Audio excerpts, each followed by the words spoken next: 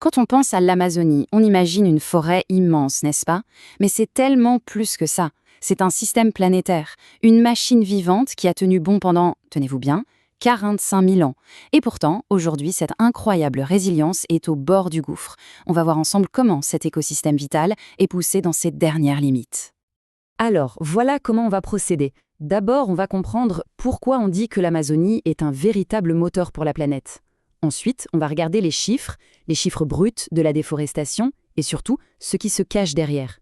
Puis, on verra les conséquences en chaîne, comment la perte de la forêt impacte tout, du climat jusqu'à notre santé. Et enfin, on se posera la question fatidique, est-ce qu'on est en train d'atteindre le point de non-retour ? Allez, on attaque. Pour bien saisir l'urgence de la situation, il faut d'abord faire un petit retour en arrière. Il faut comprendre à quel point ce système est, ou plutôt était, incroyablement solide. C'est une force de la nature qui s'est construite sur des millénaires. 45 000 ans. Laissez ce chiffre résonner un instant. C'est le temps qu'il a fallu à ce réseau écologique pour s'équilibrer, pour se maintenir. Il a vu passer des changements climatiques extrêmes, des périodes glaciaires, et il a tenu bon. C'est ça, la résilience à l'état pur, forgée par le temps. En fait, il ne faut pas imaginer l'Amazonie comme une simple juxtaposition d'arbres. C'est plus comme un super-organisme, un biome hyper diversifié, comme disent les scientifiques. Tout est lié. Les arbres, les animaux, les rivières, le sol, c'est cette connexion totale qui lui a permis de s'autoréguler et de traverser des épreuves monumentales, comme la dernière période glaciaire. Ok, donc on a un système hyper résilient. Mais cette résilience historique fait maintenant face à un adversaire complètement nouveau et brutal.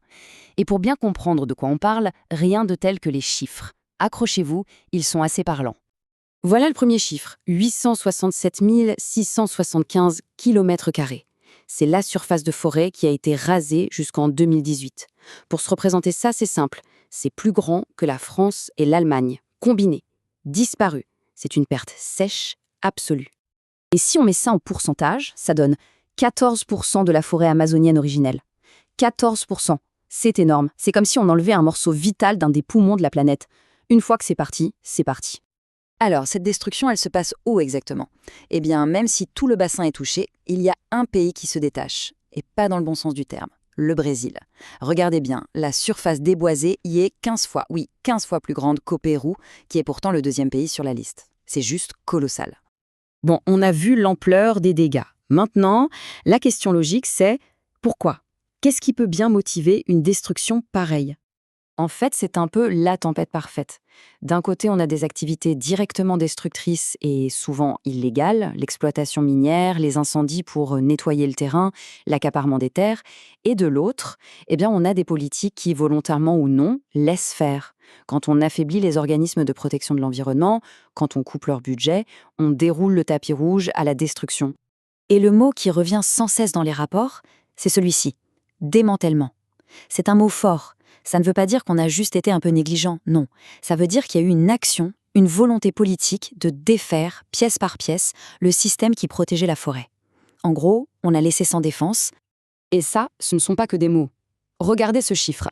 En 2021, le budget fédéral brésilien pour la surveillance de l'environnement et la lutte contre les incendies a été amputé de 27,4%. La conséquence est mécanique. Moins d'argent, c'est moins de gens sur le terrain, moins de contrôle, et donc la porte grande ouverte aux activités illégales. Ok, donc on déforeste. Et alors, quelles sont les conséquences ? Eh bien, la perte des arbres, ce n'est que la première pièce du domino qui tombe. C'est le début d'une réaction en chaîne qui va bien au-delà de la forêt elle-même. Et là, on touche à un point crucial, le rôle de l'Amazonie comme régulateur du climat et surtout du cycle de l'eau. C'est un mécanisme presque ironique et absolument tragique. Suivez bien, la déforestation et les incendies libèrent des tonnes de particules dans l'air. Ces particules, des aérosols, perturbent la formation des nuages. Moins de nuages, c'est moins de pluie. Au final, la forêt, qui est une gigantesque machine à créer de la pluie, finit par s'assécher elle-même. C'est une sorte de suicide climatique à grande échelle.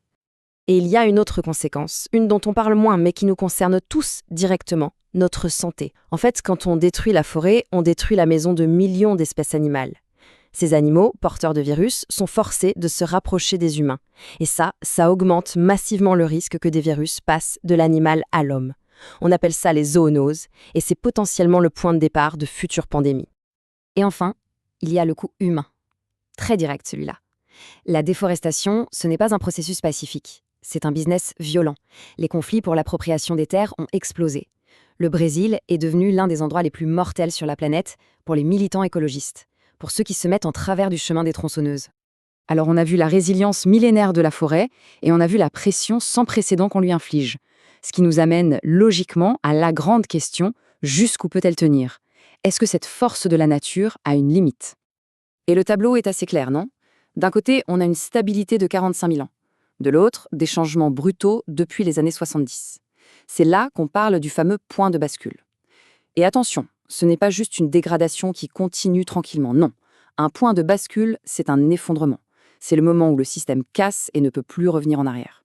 Concrètement, ça veut dire que la forêt tropicale humide ne pourrait plus se maintenir et se transformerait en une sorte de savane sèche. Et les conséquences seraient catastrophiques, il n'y a pas d'autre mot. Une perte massive de biodiversité, bien sûr, mais aussi un cycle des pluies complètement déréglé pour toute l'Amérique du Sud. Et pour le reste du monde, le relâchement dans l'atmosphère d'une quantité gigantesque de carbone, ce qui viendrait encore accélérer le réchauffement climatique. La question qui reste en suspens est donc celle-ci. Est-ce que cette force tranquille, qui a survécu à des millénaires de changements naturels, a finalement trouvé son point de rupture face à nous? Après avoir traversé une ère glaciaire, l'Amazonie pourrait bien perdre sa dernière bataille. Et la réponse à cette question, eh bien, elle ne décidera pas seulement de l'avenir d'une forêt, mais aussi d'une bonne partie de l'avenir de la planète.